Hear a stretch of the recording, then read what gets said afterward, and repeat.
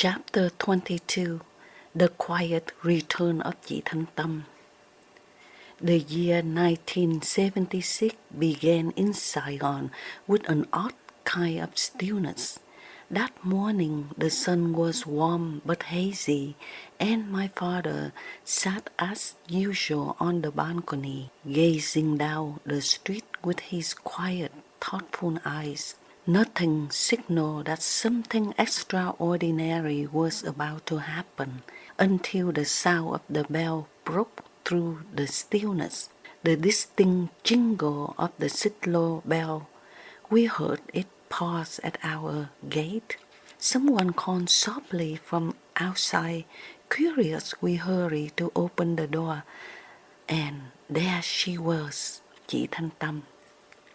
She sat in the cyclo holding little Tina on her lap.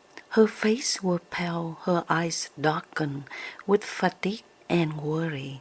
She looked thinner than we remember, her shoulders tense, her lips pressed tightly together as if holding back words she could not yet say. She wore a simple áo bà ba trắng, white cotton, slightly wrinkled from travel, and a pair of plain black satin pants. No jewelry, no fine clothes, nothing of life she had once carried with her, just a small cloth bag by her side. The sight of her pierced us. She had left differently, riding away in a car, accompanied with her husband, her brother Lin, and her child Tina, a family stepping toward an uncertain hope. Now she returned alone, without her husband, without brother Lin, without a car, stripped down to the barest essentials. Her eyes met ours only briefly as she stepped down from the cyclo. The driver helped her with the small bag, then left without a word. She did not greet us or explain. She only walked straight through the courtyard, up the staircase, where footsteps heavy yet determined. Tina clung tightly to her, wide-eyed and quiet. She turned toward the upstairs room where our parents were and entered.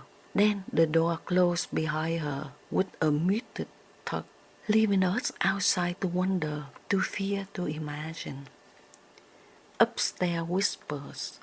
Behind the closed door, her voice trembles as she spoke to our parents. What she said that day we did not hear directly, but the story emerged later. Whisper pieces together, carried like a fragments of the broken glass, passed hand to hand. She told them about the road to Rạch Giá 3 months ago. How they had set out with hope, the car packed with necessities, the sea waiting somewhere beyond the horizon. How each mile felt like a step toward freedom, yet each turn of the road carried risk. The air inside the car was thick with both expectation and fear. And then the checkpoint, a group of local Việt Cộng soldiers blocked the road. Their rifles glinting in the sun, they waved the car to stop, their eyes sharp, their voices commanding. Papers were demanded, questions ran down. Where are you going? Why this road? Who are you meeting? And Thông tried to answer calmly, but his words seemed only to deepen suspicion. The soldiers searched. They ripped through bags, shook out clothes and poked at boxes. They knocked on the panels, listening for hollow sounds. Then one of them tried to open the inside of the passenger door. His hand reached in, and when it emerged, he found a pistol. The world stopped. The weapon was proof enough, proof of guilt, of betrayal, of intent to flee. The air grew thick with accusation. The soldiers shouted, dragged them from the car, and lined them up on the roadside. Who owns this? The soldiers demanded. Why do you carry it? Where are you going? No one answered, or perhaps every answer was useless. In their eyes, all were guilty. They seized Anton first. He did not fight, did not protest. His quiet strength only mocked him as the one to blame. They bound his wrists and pushed him into the back of the truck. Prison awaited him. In that moment of confusion, Anlim slipped away. No one knew exactly how, whether he darted into the fields, whether someone distracted the guards, whether fate simply turned its head for a moment. But by the time the soldiers counted again, he was gone. And then there was Chị Thanh Tâm, standing with Tina clutched in her arms. The soldiers looked at her, looked at us joy and shook it. Đàn bà con nít không cần. One mother, women and children were of no use to them. They waved her away, dismissed her as though she was nothing more than a shadow. Chị Thanh Tâm found her way to Rạch Giá, where Anton's sister lives, to stay and ask for help, to find where they took Anton. Within few months, they found that Anton had taken to rừng U Minh. Women re-education camps. Re-education camps in Vietnamese trại cải tạo were prison camps operated by the Communist Việt Cộng and the Socialist Republic of Vietnam following the end of the Vietnam War. In these camps, the government imprisoned at least 200,000 to 300,000 former military officers, government of South Vietnam. In total, there was more than 80 re-education camps spread across the country, especially in border areas where the people's economy was still struggling and in need of much support. The program began with 10 lectures on topics such as the crimes of America and the Republic of Vietnam, the theory of socialism, the leniency policy of the Communist Party of Vietnam and the Vietnamese state. Those in the re-education camps had to work on construction sites and inside the camps, which many described as extremely exhausting. Some contracted illnesses and died due to harsh living conditions and a lack of medicine. Common tasks include cutting trees, planting food crops, digging wells, and assisting military units to clearing unexploded ordnance left from the war. This stemmed from the reality that Vietnam's post-war economy was extremely difficult. Ordinary people's food rations were barely enough to sustain life, and the rates of malnutrition and stunting among children were very high. An woman re-education camp is far in the jungle near Cà Mau. The house holds its breath. Downstairs we waited. The murmur of voices above reached us faintly, but no words could be made out. Only the tone, the hush, sorrow, the heavy pauses. And at last she emerged later that day. Her eyes were red, her face pale. She said nothing to us children. She carried Tina with her, moving quietly through the house as if afraid that sound itself might betray her.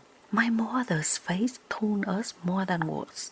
She had listened, absorbed it, and carried the sorrow like water filling the vessel. Her eyes, usually calm and strong, now shimmer with unspoken grief. No one spoke openly of the events. To speak was dangerous. To speak was to relieve the pain. Instead, we lived with silence. The absence of Anton and Anlim became a constant shadow. We thought of them often, one in prison, enduring the harsh life of confinement. The other vanished, perhaps hiding, perhaps gone forever. Saigon in 1976. Outside Saigon move on. The city had changed under its new rulers. Neighbors disappear quietly, taken to re-education camps. Families whisper behind closed doors for a failed escapes, of arrests, of relatives lost at sea. Bicycle replaced cars, markets grew thinner, and the bright energy of the city dawned. Inside our home, we carry our grief silently, blending into the new rhythm of survival. My mother continued her trips to the market, returning with less each day, but always enough to stretch into meals. My father remained the quiet sentiment. He present both silence and despair. And Chị Thanh Tâm, she became almost invisible in her quietness. She wore the same white áo bà ba, the same black trousers. Day after day, she did housework and care for Tina, but her silence were louder than words.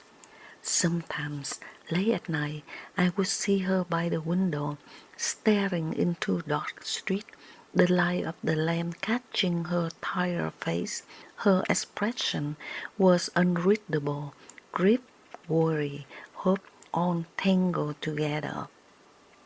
She said nothing, but in her stillness I felt the weight of everything she carried.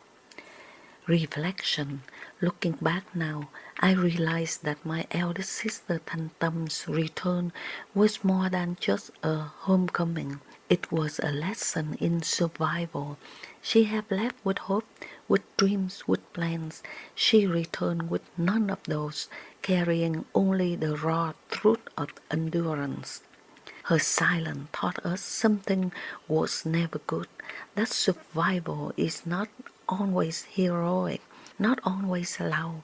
Sometimes courage is simply walking through the gate, weary and worn, but still alive. Sometimes it is holding your joy close and whispering promises you do not know you can keep. Sometimes it is the strength to live quietly day after day, even when the world has taken almost everything from you. In 1976, Saigon itself was a living in silence. Families like ours bore their grief inwardly, endure their losses quietly, and continue forward with faces that betray nothing. The city, like my sister, survived, not with noise but with endurance. The day when the cyclo bell rang, when we opened the gate to see her standing there, it is etched forever in my memory. Her tired face, her plain white áo bà ba, her joy in her arms, the silence in her steps. It was the image of a new life, a harder life, but still life. In that silence, we found our strength and the thoughts of our minds that we would never give up. This is the end of chapter 22, to be continued.